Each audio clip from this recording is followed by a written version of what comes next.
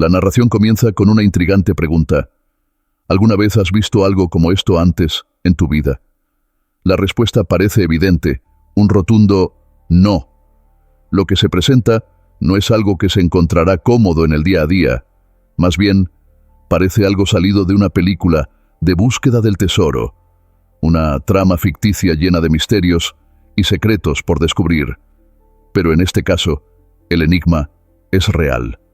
Nos adentramos en el mundo de uno de los libros más enigmáticos y controvertidos de todos los tiempos, la Biblia etíope. Este antiguo texto, envuelto en misterios insondables, forma parte de la rica herencia cultural de Etiopía, una nación que ha resistido el paso del tiempo sin ser colonizada, manteniendo su historia y linaje intactos, remontándose incluso a los hijos de Noé. Lo más fascinante es que este vínculo no es solo una leyenda. Hasta los judíos lo corroboran. Sin embargo, el foco no está en Etiopía como nación, sino en lo que guarda: la Biblia etíope, que contiene algunos de los rollos más antiguos conocidos por la humanidad, rollos que, sorprendentemente, superan en antigüedad incluso a la famosa Biblia. Esta Biblia no se conforma con los 66 libros que conocemos en las versiones tradicionales, como la King James, sino que alberga 88 libros, muchos de los cuales son desconocidos para otras iglesias. Estos textos antiguos contienen rollos del Antiguo y Nuevo Testamento, junto con otros que jamás se habían visto antes. Lo más sorprendente es que estos escritos estaban en manos etíopes mucho antes de que el cristianismo llegara a la región, lo que sugiere que la religión no fue el punto de partida para poseer este. El cristianismo había echado raíces en Etiopía ya en el siglo IV, cuando aún muchas otras naciones no conocían esta fe. Etiopía se convirtió en una nación cristiana, y un monje viajero e historiador egipcio llamado Cosme Indicoplustes testificó este hecho al visitar el país a mediados del siglo VI. En sus escritos describió cómo los líderes etíopes abrieron sus puertas a refugiados cristianos que huían de las persecuciones en otros reinos e imperios. Incluso mencionó que tribus etíopes adoraban al Dios cristiano durante milenios. Esto nos lleva a un hecho fascinante. El cristianismo más antiguo y organizado no pertenece a la Iglesia Católica, como muchos podrían pensar, sino a la Iglesia Ortodoxa etíope, conocida localmente como Tao. Etiopía es también el hogar de uno de los primeros libros cristianos ilustrados jamás encontrados. Este evangelio, escrito en griego, uno de los episodios más cautivadores en la historia de Etiopía, es la visita de la famosa reina de Saba a Jerusalén, donde buscó el consejo del sabio rey Salomón. Si bien este encuentro es mencionado en la Biblia, lo que no se revela es que ambos líderes tuvieron un hijo, llamado Menelik. Este hijo fue criado en Etiopía y eventualmente se convirtió en el primer emperador del país.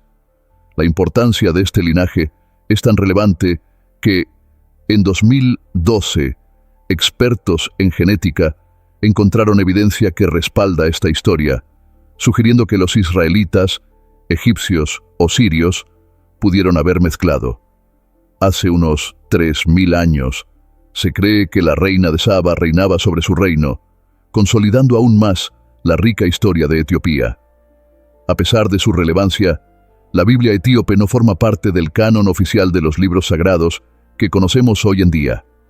De hecho, muchos creyentes, incluso aquellos que comparten la misma fe, nunca han oído hablar de la Biblia etíope. Esto revela hasta qué punto se ha intentado desacreditar, y para entender esto, es necesaria una pequeña lección de historia.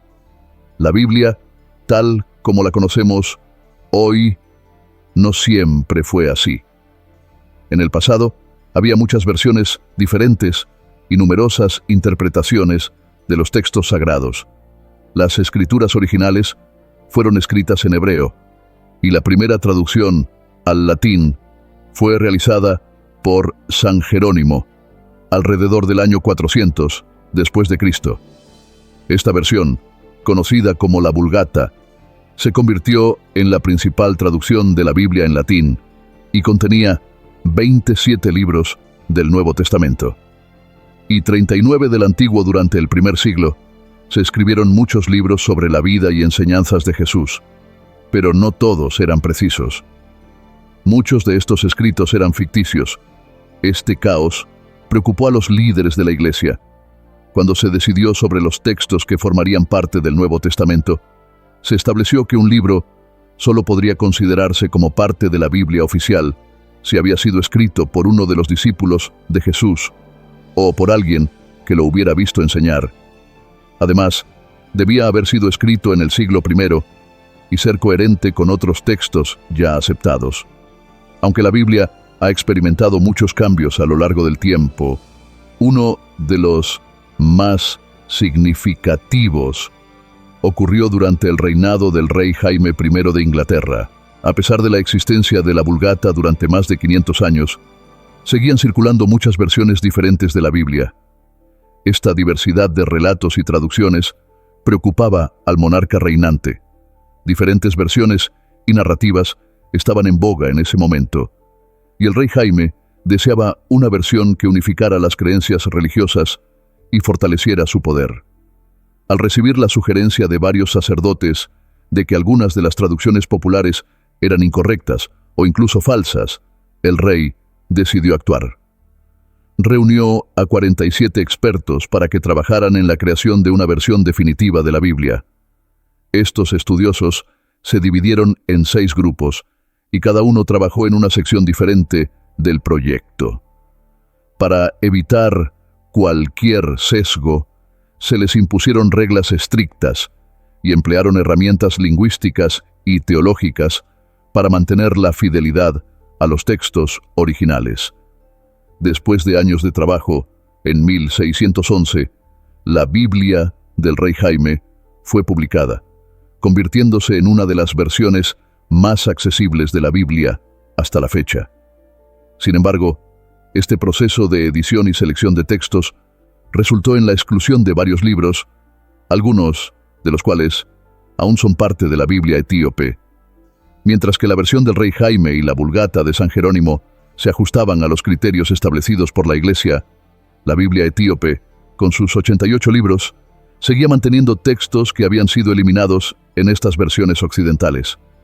Uno de los motivos principales por los que la Biblia etíope fue rechazada por la mayoría de las tradiciones cristianas tiene que ver con los llamados pseudepígrafos. Estos textos son atribuidos falsamente a figuras bíblicas, es decir, sus verdaderos autores no son quienes dicen ser, y algunos de ellos fueron escritos mucho tiempo después de los eventos que describen. La Iglesia occidental los consideraba poco confiables o de dudosa autenticidad, lo que contribuyó a su exclusión del canon oficial. Sin embargo, en Etiopía, estos textos fueron considerados sagrados y se mantuvieron como parte integral de su Biblia, lo que le confiere una riqueza y un enfoque único en el panorama cristiano. Los pseudoepígrafes, considerados por algunos como una especie de fanfiction en la historia bíblica, han sido rechazados o eliminados por la mayoría de las tradiciones cristianas debido a que los teólogos y escribas antiguos los veían como poco inspirados divinamente. Estos textos, escritos tanto antes como después de la vida de Jesús, a menudo surgían con intenciones dudosas, lo que llevó a su exclusión del canon bíblico. El razonamiento detrás de su retirada se entiende al considerar que algunos de estos escritos podrían haber distorsionado la verdad a lo largo del tiempo. Un ejemplo moderno podría ser la publicación de un libro que afirmara que Kobe Bryant no fue un gran atleta.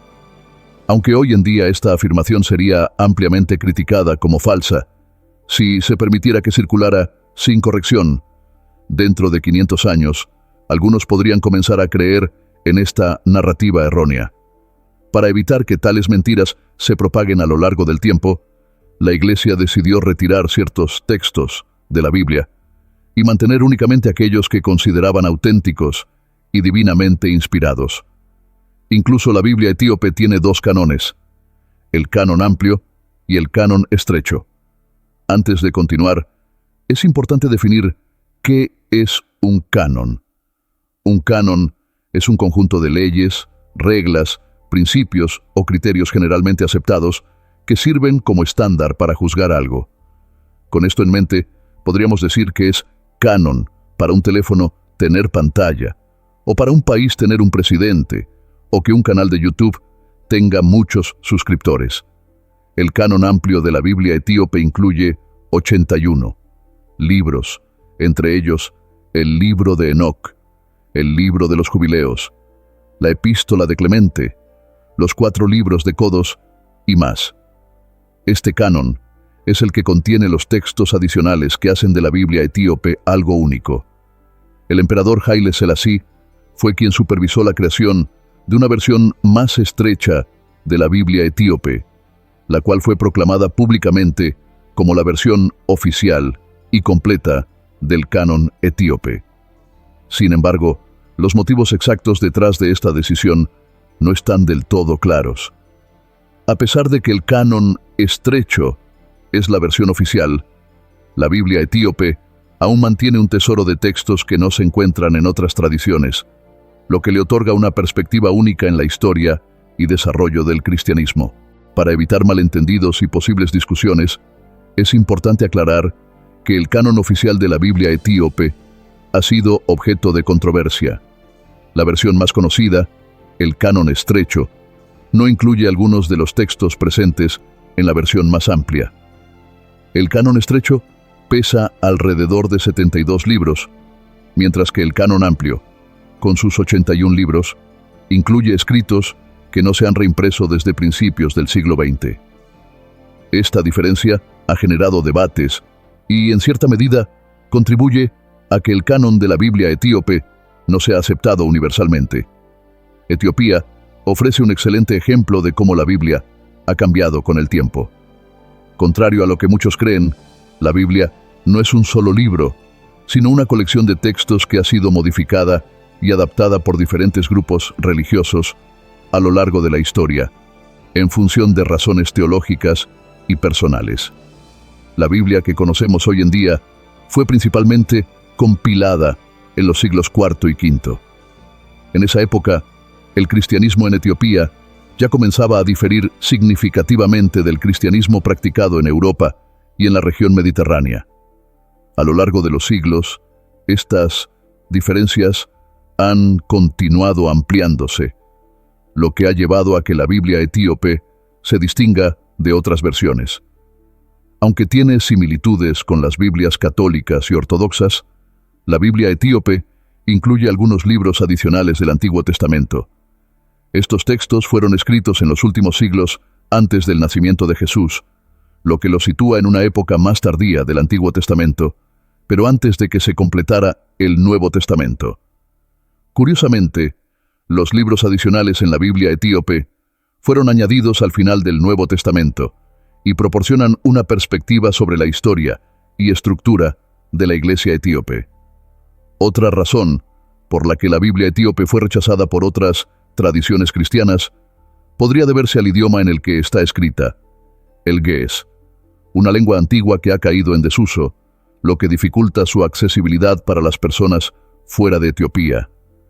Esta barrera lingüística ha limitado la comprensión y la difusión de la Biblia etíope en otras partes del mundo, lo que ha contribuido a su exclusión de los cánones bíblicos oficiales en muchas tradiciones cristianas. La historia y el desarrollo de la Biblia etíope muestran cómo las diferentes versiones y traducciones de las Escrituras han sido objeto de debate y exclusión a lo largo del tiempo, lo que refleja la complejidad y diversidad de la historia bíblica. Lo que ha dificultado el acceso a la Biblia etíope para quienes no hablan ge'ez es, en parte, la falta de traducciones disponibles. Esto, junto con las prácticas únicas de la Iglesia etíope, ha contribuido a su relativa oscuridad fuera de Etiopía. Sin embargo, una tercera razón es aún más controvertida y está relacionada con la política. El poder y la política desempeñaron un papel crucial en los primeros días del cristianismo, especialmente para los emperadores romanos. Cualquier texto que no se alineara con sus intereses fue eliminado. De hecho, Se sabe que el obispo de Roma instruyó a los sacerdotes para que destruyeran los rollos no considerados canónicos. Sin embargo, algunos de estos textos fueron escondidos en vasijas, lo que permitió su preservación.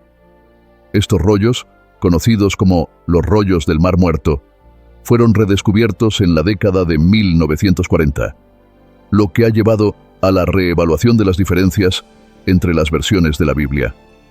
Una de las razones por las que la Biblia etíope es especial es porque ha sobrevivido a siglos de intentos de destrucción y ataques. Aunque Etiopía fue invadida por fuerzas musulmanas e italianas y la iglesia del monasterio donde se guardaba la Biblia fue incendiada en la década de 1930, el texto sagrado permaneció intacto, lo que añade aún más misterio a su historia. En los últimos años, el interés por la Biblia etíope ha aumentado considerablemente. Muchas personas buscan descubrir qué la hace tan especial y qué verdades contiene. En respuesta a esta creciente curiosidad, la Iglesia etíope ha trabajado arduamente para hacerla más accesible, traduciendo el texto a más idiomas y fomentando estudios académicos sobre su contenido. Este esfuerzo ha permitido que más personas fuera de Etiopía puedan apreciar su singularidad y el impacto que ha tenido a lo largo de los siglos. A pesar de todos los desafíos y amenazas, la Biblia etíope ha sobrevivido, demostrando su resistencia y relevancia en el mundo moderno. Y así llegamos al final de nuestro video. Si te gusta nuestro contenido, no olvides darle like y suscribirte a nuestro canal para más videos como este. Gracias por acompañarnos.